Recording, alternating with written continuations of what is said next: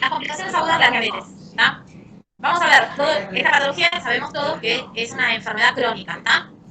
Entonces, como enfermedad crónica, vamos a tener complicaciones propias de la enfermedad a largo plazo, ¿está bien? Es lo que vamos a ver mañana o pasado, donde la diabetes va haciendo todo su curso de daño por años de evolución de la enfermedad. Ahora, las complicaciones agudas son las complicaciones que generalmente parten a través de un desencadenante, de alguna situación compleja, donde el paciente sufre una alteración en la glucemia y una complicación. ¿Sí? Bien, siendo agudas, obviamente tienen que ser un tratamiento, un diagnóstico y un tratamiento rápido y oportuno. ¿Está? ¿Cuáles son las complicaciones? Tenemos la cetoacidosis diabética, ¿está bien? El síndrome hiperglucémico hiperosmolar, ¿está bien? No cetóxico, la hipoglucemia y la acidosis láctica. Estos tres no se lo tienen que olvidar, ¿ok? Acuérdense que cuando hablamos de complicaciones es por más o por menos. Esto recuérdenlo, ¿tá? Porque es algo que generalmente nos pasa, que cuando tomamos los finales, generalmente hablan de más y se olvidan de la hipoglucemia. Por eso les digo lo tan importante que se tienen que recordar, ¿sí?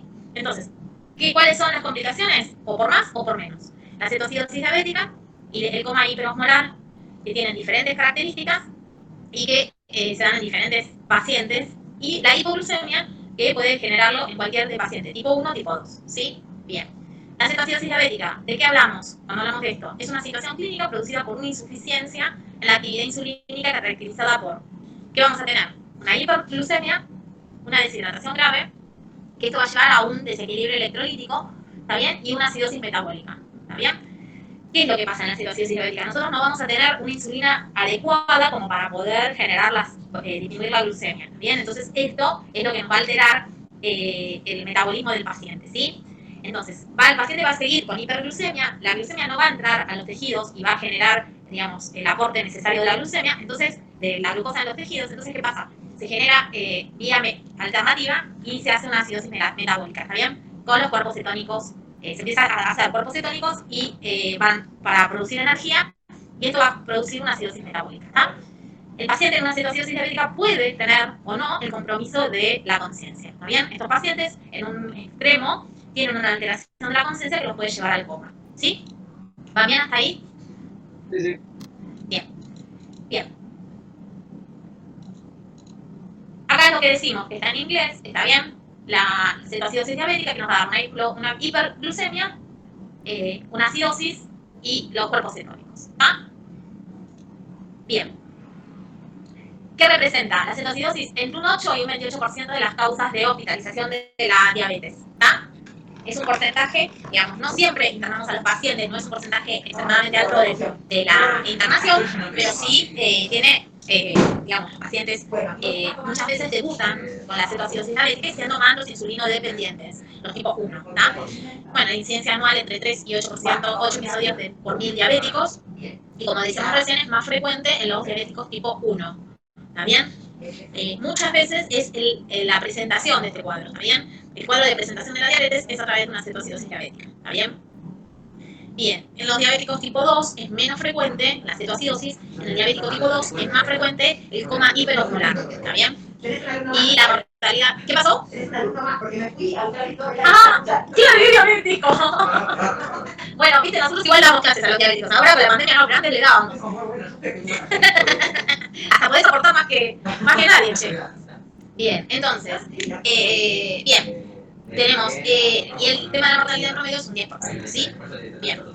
Bueno, acá tenemos toda la cascada, ¿está bien? Que por un lado, ahora la vamos a ver, tenemos por un lado, acuérdense, la hiperglucemia, pero esta hiperglucemia no va a ser eficaz, digamos, esta glucemia no va a llegar como corresponde.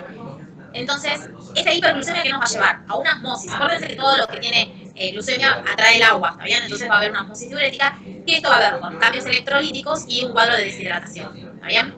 Por el otro lado vamos a tener una acidosis, que es lo que nos compromete a este paciente, ¿está bien?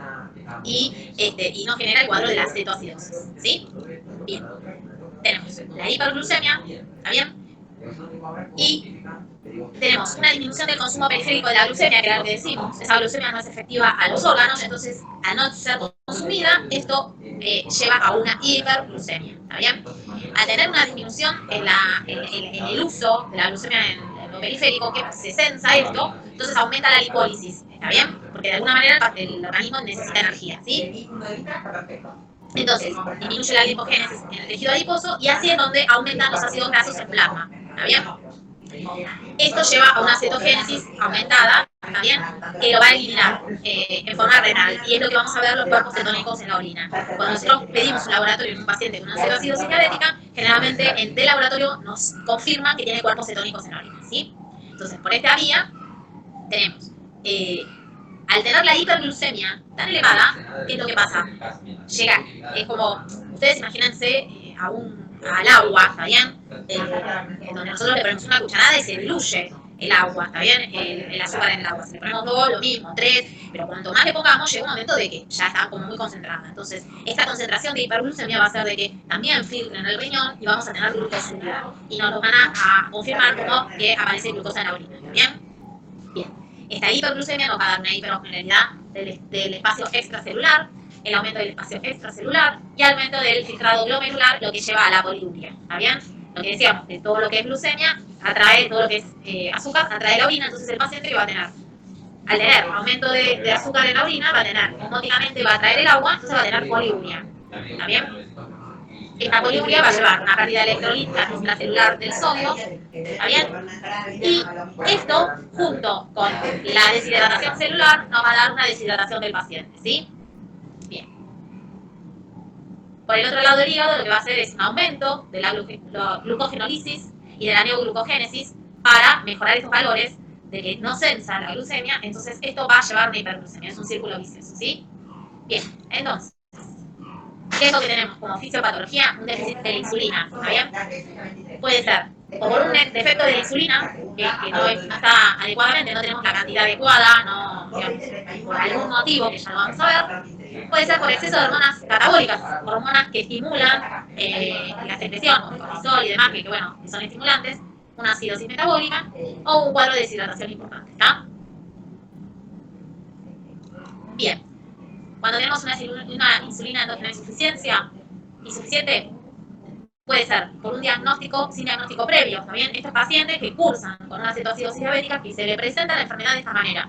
Generalmente son pacientes jóvenes, los cuales consultan directamente, debutan su enfermedad con una cetoacidosis diabética, con un cuadro delicado y grave, ¿sí? Otra de las cosas que puede pasar son las infecciones virales o de páncreas, ¿está bien? Que puedan generar algún cuadro de una insuficiencia endógena de insulina o una pancreatitis que destruya el páncreas, ¿está bien? Y tengamos una insuficiencia de secreción de insulina, ¿sí? Bien.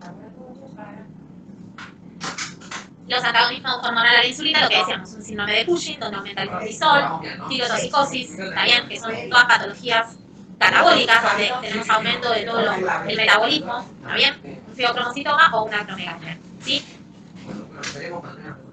¿Qué factores? Me parece que me pasé. A ver, acá. ¿Qué factores precipitan? Acá.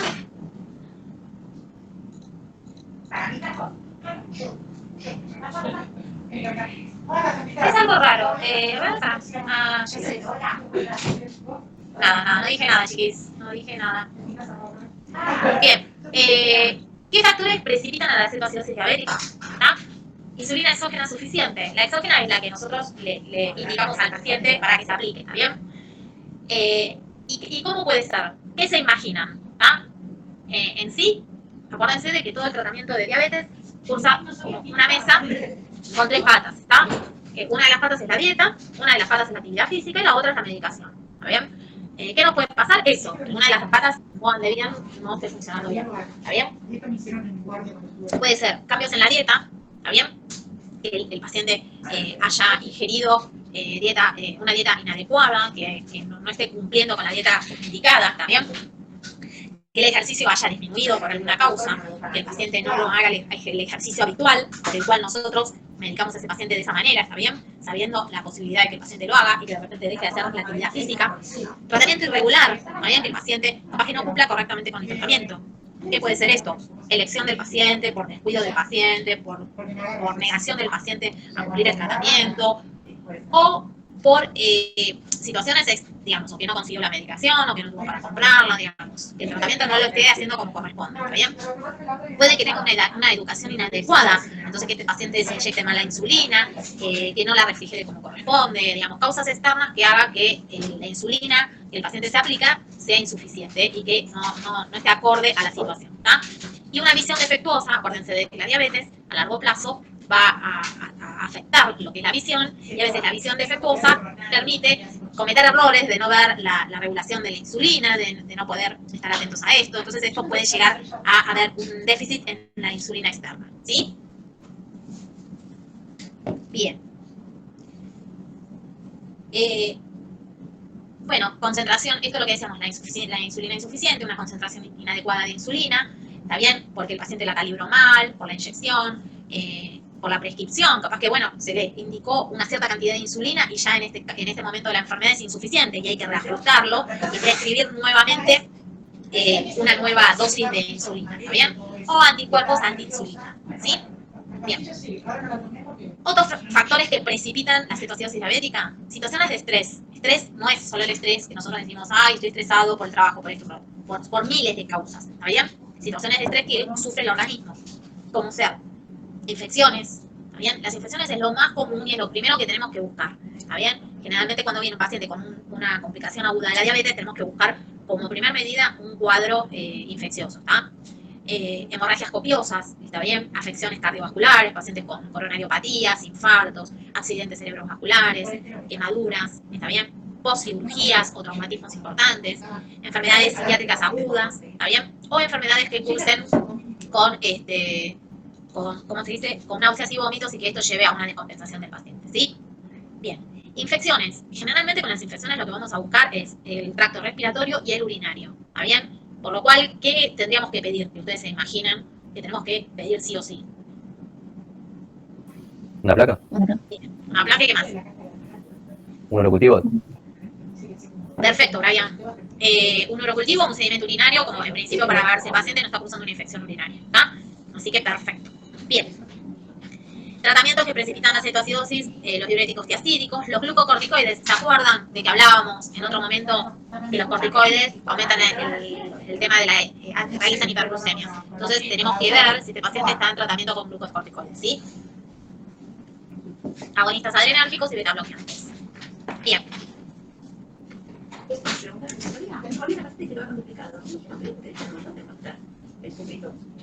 No, porque no es algo presentado por eso.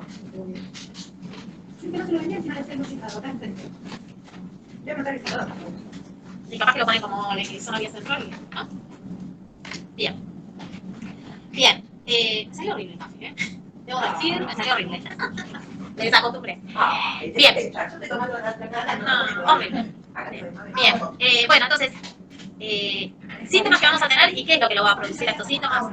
Como dijimos, la poliuria y la polidipsia, ¿está bien? El paciente tiene un aumento de la diuresis y esto, ¿qué lleva? A esta poliuria lleva a una polidipsia, el paciente tiene más sed, ¿está bien? ¿Esto por qué se da? Por la hiperglucemia que veíamos recién. Esta hiperglucemia arrastra todo lo que es líquido, todo lo que es agua, entonces aumenta la diuresis del paciente, ¿sí? El paciente va a tener fatiga y pérdida de peso. ¿Esto por qué lo va a tener? Por este mismo cuadro de deshidratación y aumento del catabolismo, ¿está bien? La anorexia, las náuseas, vómitos y dolor abdominal lo tenemos por cetosis. Estos son cuadros que muchas veces viene el paciente y tenemos náuseas y vómitos y tenemos que ver si el antecedente es diabético, tenemos que pensar en esto. También es una de las causas, por eso cuando veíamos dolor abdominal, de pensar en una cetoacidosis diabética, ¿sí? Y las parestesias que se dan por un déficit de potasio, ¿sí? Bien, otro signo que nos puede aparecer el paciente con esta deshidratación. Esta deshidratación del paciente la vamos a observar, ¿por qué? Porque tiene una diuresis osmótica y vómitos, ¿está bien? La hiperventilación es muy común en la frecuencia respiratoria, hiperventilando, ¿está bien? La hiperventilación del paciente nos va a dar la pauta de que el paciente está tratando de compensar, entonces está con esta acidosis que está tratando de compensar y la hiperventilación es fisiológicamente para poder compensar esto, ¿está? Entonces, ver un paciente con hiperventilación nos está hablando de que está en acidosis. Ya de por sí, ya verlo, ya tenemos que seguramente ir a hacer gases como para ver cómo está, ¿está? La taquicardia y la hipotermia, por el mismo cuadro de deshidratación, y la lengua seca, saburral, las pieles y mucosas secas, se da por el grado este de deshidratación y acidosis, ¿está? Por lo cual, el paciente, por todo este cuadro, puede generar también cuadro de hipotensión arterial, que es por la vasodilatación periférica que encontramos, ¿sí? Este es el cuadro más o menos como vamos a encontrar al paciente. El aliento cetónico, que se le dice a manzana verde, ¿está bien? No es que, digamos, si no lo encuentran, no lo piensan. Pero si lo encuentran es patognomónico de que estamos frente a una cetocidosis diabética, ¿está? Y es muy característico el olor. Y se siente, les puedo jurar que se siente. Ahora con los barbijos se dificulta un poco más, pero bueno, se siente igual, ¿sí? Bien, alteración de la parte de la conciencia. El paciente generalmente tiene una alteración en la conciencia, que esto puede llegar hasta un coma, ¿está bien? Tiene alteración del sensorio, está como asténico, como somnoliento, y esto genera la alteración esta del sensorio del paciente, ¿sí? Bien, puede tener formas peritoneales, puede tener distensión gástrica, hilo paralítico, defensa muscular, todo un cuadro importante de la cetocidosis, ¿no? A nivel abdominal. Y la oligouria, llega un momento que el paciente ya presenta un cuadro de oligouria, ¿sí? Todo por el mismo cuadro, ¿sí? Bien, en este cuadro lo que dice es, que está en inglés, lo que dice es las cosas de que, bueno, uno tiene que pensar para una emergencia, ¿está bien? Hace la descripción de la cetocidosis diabética y del hiperosmolar, ¿está bien? La hiperglucemia hiperosmolar.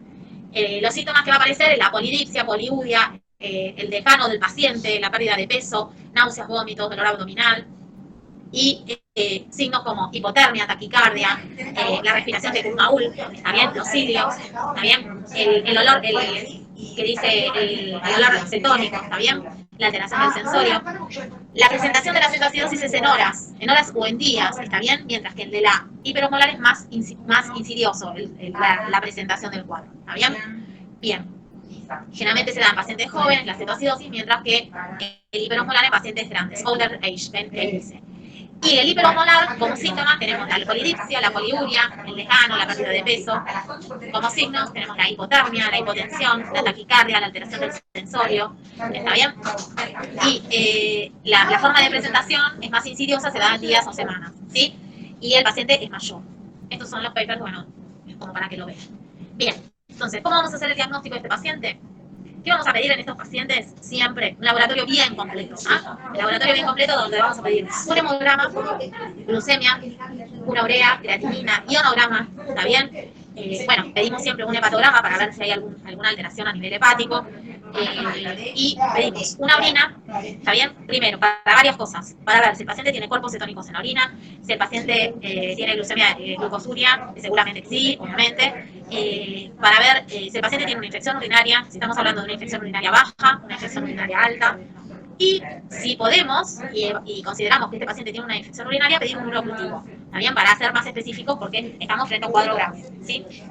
Y agregado a todo esto, le vamos a pedir gases en sangre, ¿está bien? Para ver el grado de acidemia del paciente. Bueno, en el diagnóstico vamos a tener glucemias mayores a 250, glucosuria mayor a 1000 miligramos por decilitro, cetonuria mayor a 80, cetonemia también entre 80 y 300, el bicarbonato menor a 10, el pH menor a 7,3 y una hiperosmolaridad plasmática más de 300, ¿sí? Bien, vamos a tener diferentes criterios de gravedad, ¿está bien?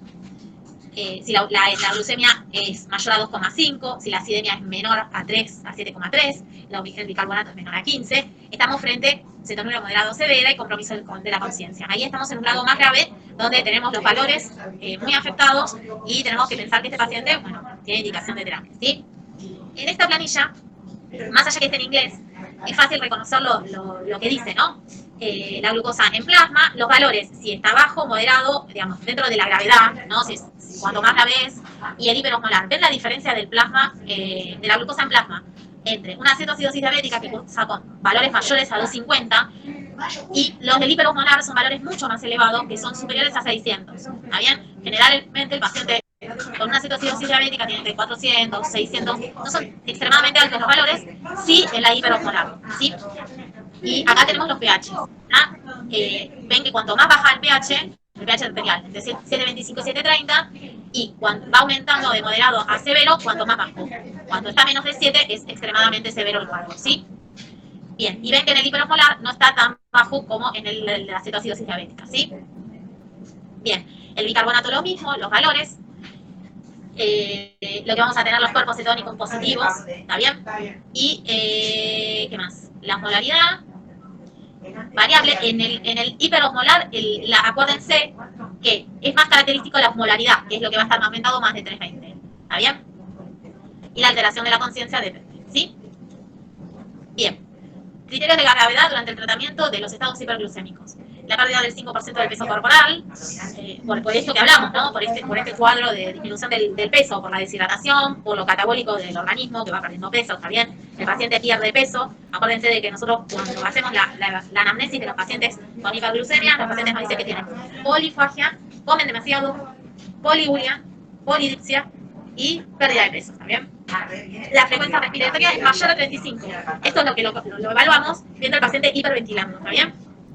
Bien, la hiperglucemia refractaria, una glucemia elevada que nos cuesta poder bajar los niveles, cambio del estado mental, con alteraciones del sensorio, ¿está bien? Puede tener fiebre elevada, descontrolada, náuseas y vómitos persistentes. Todo esto nos habla de un paciente crítico y un paciente que cuesta poder manejarlo, ¿está? Bien. ¿Estoy yendo muy rápido? No, está bien. No, está bien. Bien. Bueno, criterios del ingreso a UTI. ¿Está bien? Compromiso de la conciencia. Estos pacientes generalmente igual la cetoacidosis diabética es un paciente para UTI, igual que el hiperosmolar. ¿Está bien? Pero obviamente si tiene compromiso de la conciencia, obviamente que es criterio de UTI. Hiperosmolaridad refractaria, hipotensión arterial, oliguria refractaria a la reposición. El paciente sigue con oliguria, ¿está bien? Y a pesar de la reposición que hacemos, una fiebre elevada o signos de falla multiorgánica, cuando ya consideramos que este paciente tiene alguna infección o algún cuadro que tenga falla de los órganos, ¿está bien? Que tenga alterado los riñones, el hígado y demás, ¿sí? Bien. Bien, medidas generales comunes a las emergencias, ¿qué vamos a hacer?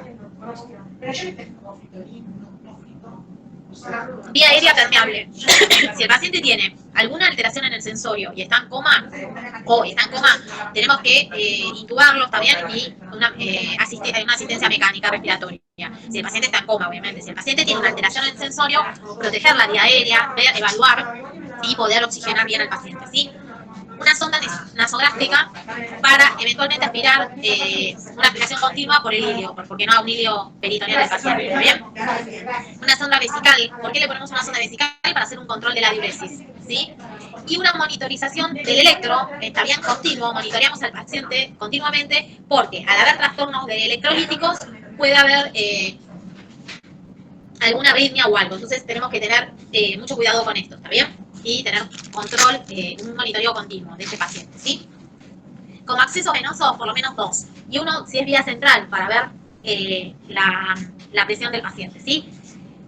Los accesos venosos son necesarios que los tenemos para poder hidratar bien al paciente. Es fundamental poder volver a hidratar a ese paciente que cursó con una deshidratación, ¿sí?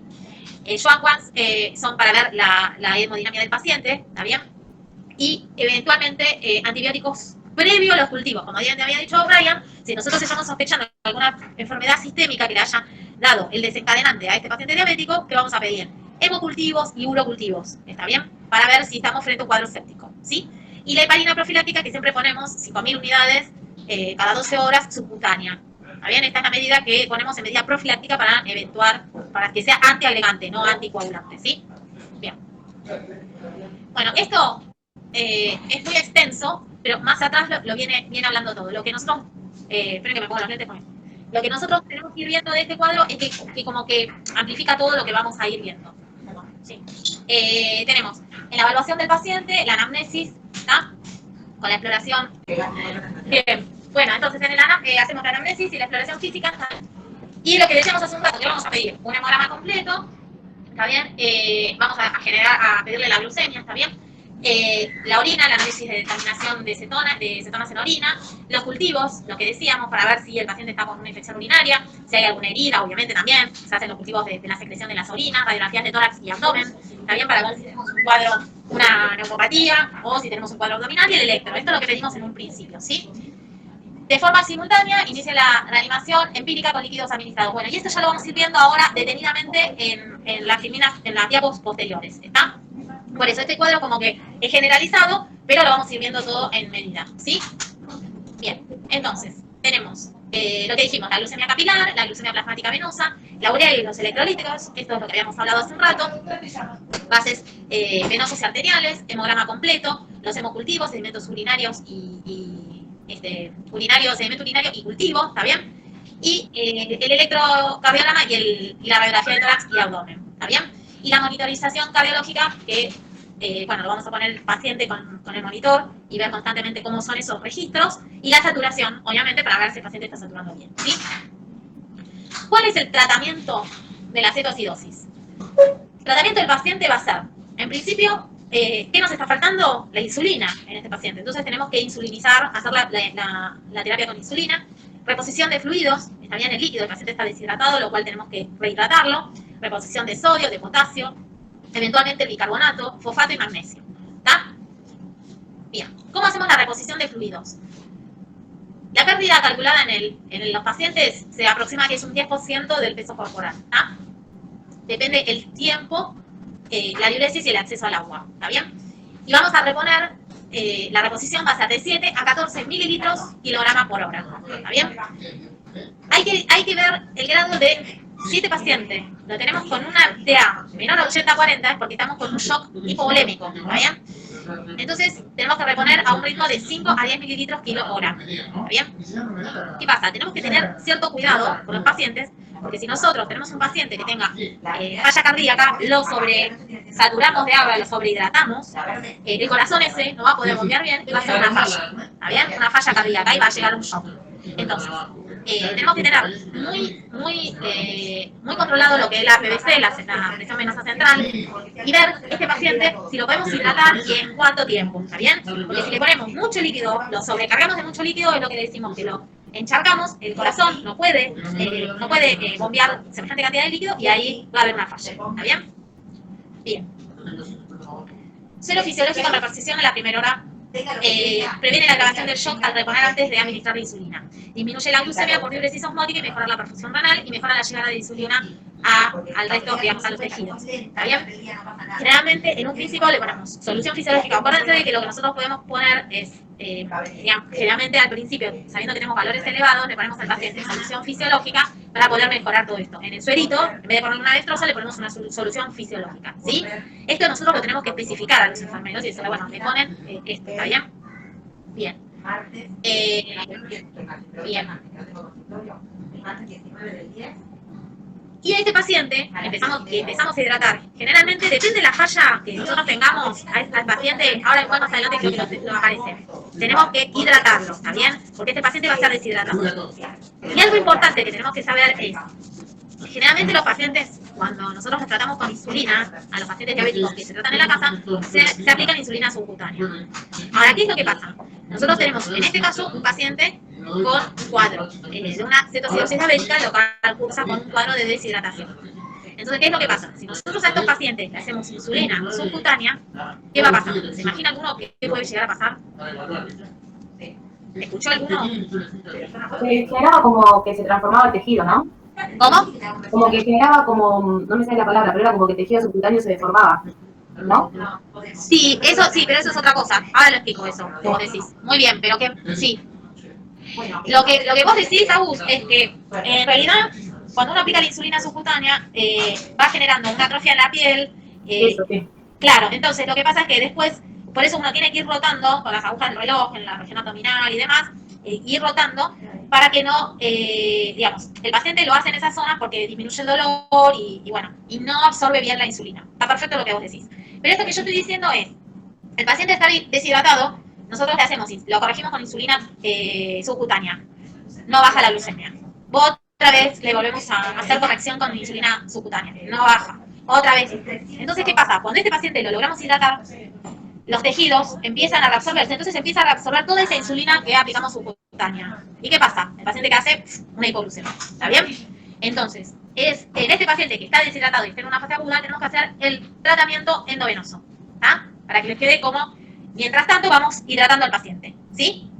Entonces, vamos a administrar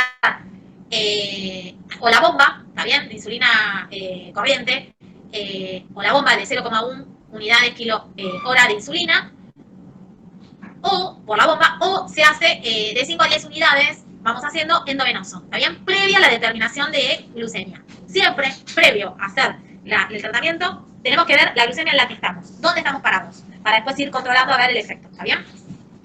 Si las primeras 2 horas no se logra un descenso de la glucemia superior, a 100 miligramos del valor, también que no lo bajamos 100, al menos del 10%, o de al menos el 10% de la insulina se duplica la dosis de insulina, ¿está bien? Esto como muy artesanal en el hecho de que nosotros vamos a ir viendo en base a cómo el paciente responde, ¿está bien? Si vemos que el paciente no respondió, volvemos a duplicar la dosis de insulina siempre endovenoso, ¿está bien? Para que les quede, es fundamental entender esto, ¿está bien? Que el reajuste lo vamos a hacer en forma endovenoso, porque el paciente está deshidratado y si nosotros le aplicamos la insulina subcutánea, cuando este paciente lo hidratemos va a reabsorber toda esa insulina y va a hacer una hipoglucemia, ¿sí? ¿Hasta ahí van bien? Sí. 5 a 10 unidades, 5 a 10 unidades y eventualmente si esto no baja, vamos a duplicar la dosis. ¿Está? Doctora, Sí. o sea, a mí me queda la duda, ¿por qué se resuelve la insulina? Para terminar de entender, o sea, ¿qué es lo que pasa? ¿Cómo? ¿Qué es lo que pasa? Porque, o sea, yo estoy entendiendo que si aplicamos la insulina por vía subcutánea, Sí. cuando lo Queda en hidratamos el se reabsorbe la insulina, ¿no? Claro, queda en el tejido, ¿está bien? Queda en el tejido de la piel y no se logra reabsorber porque el paciente está deshidratado.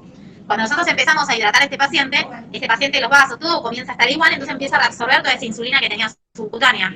Y al reabsorberla entra al torrente sanguíneo y genera la hipoglucemia. Ok. ¿Cómo por qué? No, digo, ok, ya entendí. ¿Por qué no se entendía? Digo, ¿entienden? Entonces, por eso es tan importante que para poder ver en un paciente grave, nosotros tenemos que hacerlo endovenoso. Que endovenoso sabemos que el efecto es sistémico, es automático, ¿está bien? No jugamos con nada que, bueno, que el paciente lo absorbió o no lo absorbió, ¿está bien? ¿Sí? Perfecto. Bien, bárbaro. Bien. Cuando lleguemos a las glucemias de 250, ¿está bien? Ahí sí podemos pasar con la subcutánea cada 4 o 6 horas. Entonces ahí ponemos corrección con insulina corriente, subcutánea cada 4 o 6 horas. Generalmente se hacen controles, ponemos glucotest y ahí hacemos una tablita donde tenemos que ir viendo en base a la cantidad de unidades, en base a las glucemias que tenemos. Que seguramente eso con San lo van a ver, ¿está bien? Eso lo dejamos reglado de 3, digamos, de menos de 80 avisar a los médicos, de 80 a 150 no se corrige, de 150 a 200 se hacen 3 unidades, de 200 a 250 se hacen 6, digamos, eso se deja arreglado para que los enfermeros sepan la corrección que deben hacer en base a la glucemia que hayan en los hemoglucotes o eventualmente en las glucemias, ¿está bien? Bien. Y después, obviamente que a las 24 o 48 horas este paciente se lo pasa a los análogos a la NPH, ¿está bien? Y como para poder regularizar y ver. Generalmente en los tratamientos agudos, más allá de que este paciente, bueno, en este caso es una cetoacidosis diabética que va a seguir con insulina, pero más allá que sea un paciente insulino o no requiriente, generalmente en el episodio agudo uno lo trata con insulina, más allá que después capaz que a su casa, si es un diabético en una descompensación, es un diabético tipo 2, lo podemos manejar con hipoglucemiantes. Pero en la fase aguda siempre con insulina lo manejamos. ¿Está? Bien. La reposición de sodio. La pérdida calculada entre 3 y 13 miliequivalentes por kilo. La anatemia real, digamos, aumenta por cada, digamos, el aumento que va teniendo por el gramo de glucemia. Y el tipo de fluido de reponer depende de la anatemia real de lo calculado como. Solución, esto es lo que más le tiene que quedar. Le vamos a poner solución fisiológica, también que ahí es donde vamos a tener sodio, si la anatemia es menor a 155 miliequivalentes. ¿Está bien? Lactato de Ringer, si la anatemia es mayor a 155, ¿está bien? Y una solución de destroza, ¿está bien? Si la glucemia es menor a 250 y la anatemia menor a 155, ¿sí? Y alternado, en el que dijimos recién es alternado, solución fisiológica y destroza, que muchas veces, digamos, nosotros en el esquema que le ponemos a los enfermeros tenemos que poner PHP fisiológico, por ejemplo, el primer frasco, segundo, acuérdense que esto no sé si lo veremos en otro momento, pero bueno, está bueno que lo remarquemos. Un frasco de solución fisiológica o de destroza de suero un sachet tiene 500 mililitros, ¿está bien? Si nosotros queremos hacerle pasar al paciente solo 500 mililitros en 24 horas, ¿saben a cuántas gotas lo tenemos que poner? No. No. No, a 7, ¿está bien? A 7 gotas. Entonces nosotros nos aseguramos que esa solución fisiológica o esa destroza, si lo ponemos a 7 gotas, va a durar 24 horas. Lo vamos a pasar en 24 horas. Entonces tenemos que multiplicar por 7 la cantidad de litros que nosotros le queremos pasar al paciente. ¿Está bien? Si nosotros le queremos pasar en gotas, si nosotros le queremos pasar 2 frascos de 500 mililitros, que sería 1 litro por día, tenemos que multiplicar 7 gotas por 2. ¿Está bien? Pero vamos a pasar 2 frascos. Entonces es a 14 gotas. Si nosotros le queremos pasar 3 frascos de 500 mililitros, es decir, 1 litro y medio, lo tenemos que multiplicar por 3. Esas 7 gotas por 3 sería 21. Y así sucesivamente. Si vamos a pasar 4 frascos es a 28, 5 frascos, ¿está bien? Así sucesivamente. ¿Les queda claro eso? A mí no me quedó algo de sería por en qué tiempo. ¿No te quedó claro? O sea, 7 gotas en qué tiempo. ¿Por hora? Claro, 7 gotas por hora. Ah, ok. Sí. ¿Está bien? 7 gotas por hora vas a pasar un frasco 24 horas. ¿Está bien? 500 mililitros en 24 horas. 2 frascos vas a pasarlos te tenés que pasar 14 gotas por hora. ¿Está bien? Para que te dure 2 frascos 24 horas. Y así sucesivamente. ¿Sí? Sí. Capaz ahora les parece difícil, ¿eh? Una pregunta. No termino de entender por qué esto. O sea, 7 gotas por hora tiene que ser para la reposición de sodio. ¿Cómo 7 horas? 7 gotas por hora. O sea, el tratamiento, esto es la reposición de sodio, ¿no? Sí. Se le pone un frasquito de 500 mililitros y se hace un goteo de 7 gotas por hora para que ese frasco dure un día, ¿entiendo bien? Sí. ¿Por No, qué? pero acá depende del grado de que nosotros estamos viendo, ¿eh? Depende del grado de la glucemia, del sodio del paciente. Claro, ahí está. Puede que nosotros lo pongamos. Yo les estoy poniendo el ejemplo de si nosotros vamos a necesitar reponer líquido en estos pacientes, digamos, en los pacientes que usamos, por ejemplo, en un paciente con una insuficiencia cardíaca, ¿está bien? Lo cual no podemos llenarlo ni de sodio ni de líquido. ¿Qué piensan que ponemos? Y le ponemos, a mi parecer, menos goteo. Menos goteo, perfecto. El mínimo indispensable, le ponemos a 7 gotas por minuto. ¿Y qué piensan? ¿Que le ponemos una dextrosa o un fisio? ¿Fisio puede ser? Le ponemos dextrosa. ¿Por qué? Porque si ese fisio se abre, atrae agua, aumenta la presión y estamos complicados. Entonces le ponemos una dextrosa a 7 gotas. En este paciente que necesitamos hidratarlo, ¿lo vamos a poner a pocas gotas o más? Más. Más. Tenemos que ver la función cardiológica de este paciente, porque si nosotros le ponemos a 40 gotas, lo encharcamos, este paciente hace una insuficiencia cardíaca. Pero a este paciente tenemos que comprobar. Por eso les digo que es más artesanal, depende de las complicaciones del paciente. Pero generalmente no es a 7 gotas. Es 21 gotas, 28 gotas, depende del grado del paciente, ¿está bien? ¿Sí? Ahora, si este paciente es un insuficiente cardíaco, tenemos que ir compensando y viendo cómo reponer este líquido, ¿sí? ¿Va bien? Ahora, si nosotros tenemos el sodio muy bajo, en vez de ponerle dextrosa, le ponemos fisiológico, donde le agregamos el sodio y lo controlamos. Si el fisiológico está normal, entonces vamos calculando, como dice ahí, solución dextrosa y fisiológica. Hay un punto donde alternamos un frasco con solución fisiológica y otro frasco con dextrosa. ¿Está bien? Porque nosotros tenemos que ver qué vamos reponiendo, ¿está bien?, al paciente. ¿Sí? Es difícil que lo entiendan. Pero bueno, de a poco lo van a ir interpretando, ¿está bien? No somos, digamos, se van a ir acostumbrando. No se preocupen ahora que no lo sepan tal cual, ¿está bien? Para el final lo van a saber, quédense tranquilos, ¿sí? El tema es este, que les quede claro. Si nosotros ponemos, depende del paciente que tenemos, si tenemos que hidratarlo, aumentamos 7 por 2, por 3, por 4, depende el grado de compromiso del paciente. En un shock hipovolémico tenemos que ponerlo a un goteo extremadamente alto, ¿está bien? Porque tenemos que compensar la hipovolemia, ¿está bien? En un paciente cardíaco, sentido común, menos gotas, ¿está bien? En los pacientes con diabetes, al principio le ponemos, y en una situación fisiológica, podemos poner también Ringer, ir viendo. Y en un momento, cuando ya las glucemias están normalizadas, agregamos glucosa, agregamos dextrosa. ¿Está bien? Entonces alternamos fisiológico, uno de fisiológico y uno de dextrosa. ¿Sí? Bueno. Tranqui, que de a poquito lo van a sacar. ¿Está bien? Es que se vayan haciendo la idea de lo que es. ¿Sí? Bien. El tratamiento de las soluciones parenterales sirve para hidratar. Esta hidratación reduce.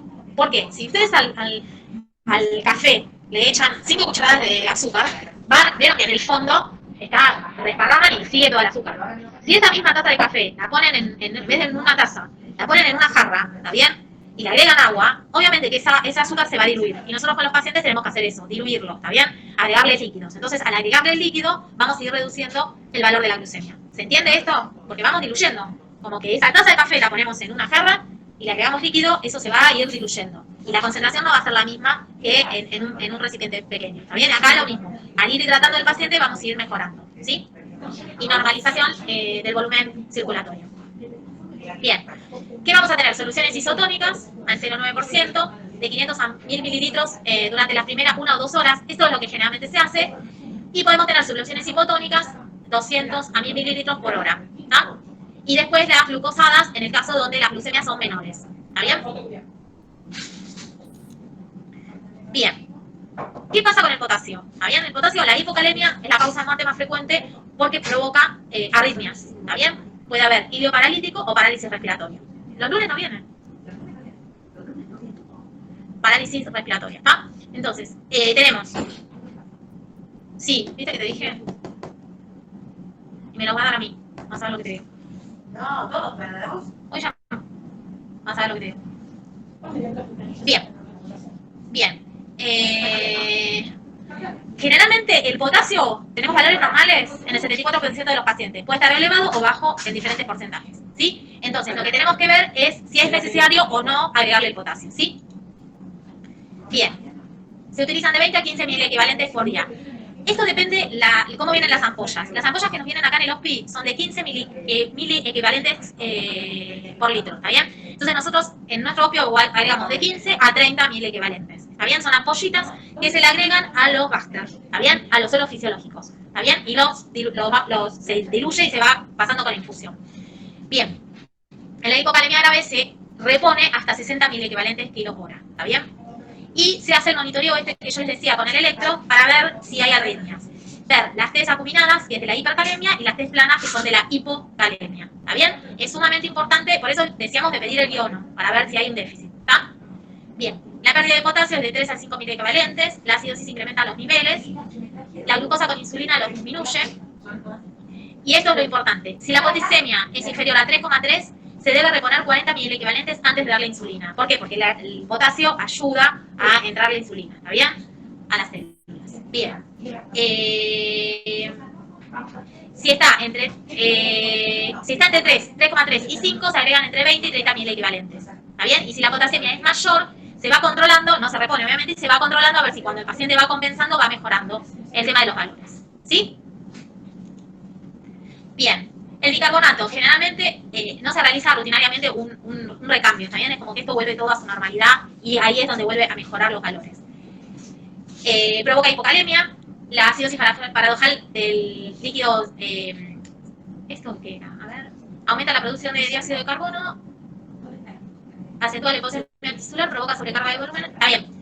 La acidosis paradojal del sistema del líquido cefalorraquídeo con alcalosis general. ¿Está bien? Esto va a producir el dióxido de carbono que va a aumentar esto, lo vamos a ver todo con pH, que es todo un tema. Va a dar la hipoxia tisular, obviamente, por este aumento del dióxido de carbono. Por eso lo que hace el paciente es tratar de hiperventilar como para poder liberarse del dióxido de carbono que acumula, ¿está bien? Y no se debe administrar en adultos si el pH es igual o mayor a 7, ¿está bien?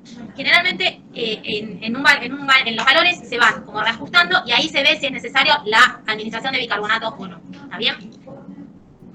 La reposición de fosfato, pérdida de fosfato por diuresis osmóticas, deflexión habitual calculada, esto es lo que les interesa, cuando la fosfatemia es menor a 0,1 a 0,3, ¿está bien? ¿Qué es lo que tenemos que ver? Que la fatiga de reposición, ratomiólisis, insuficiencia renal aguda, disminución de la conciencia, reposición sistémica, no mejor evolución, riesgo de hipocalcemia por precipitación en el fosfato calcio óseo, ¿está bien? Y vamos a reponer de esta manera. Solo cuando está disminuido y con el control estricto de calcio. 1/3, ¿está bien? ¿Qué hacemos? El fosfato potásico con 2/3 del cloruro de potasio. Todo esto es como, digamos, depende de lo que nosotros vamos viendo en los valores del paciente, ¿está bien? Y si es necesario la reposición. Y los alternamos, estas ampollas las alternamos en la misma solución fisiológica que nosotros estamos aplicando, en el mismo plan de hidratación parenteral, ¿está bien? Esto tenemos que ir controlándolo, por eso son pacientes que necesitan el control de terapia, donde vamos a tener que ir viendo todos los guiones que se van alternando y todo lo que tenemos que ir reponiendo. En líneas generales tenemos que prestar atención principalmente a la hidratación, a los valores de todos los guiones, está bien que los vamos a tener y vamos a tener que ir alternando, y lo que vamos a ir agregando. Primero, la hidratación es sumamente importante, el tratamiento de la insulina endovenoso es lo que nos va a ir ayudando, y la reposición de iones, como decíamos. ¿Ah? La reposición de magnesio también, está bien. Diabetes asociada a hipomagnesemia crónica, pérdida aumentada por diuresis osmótica.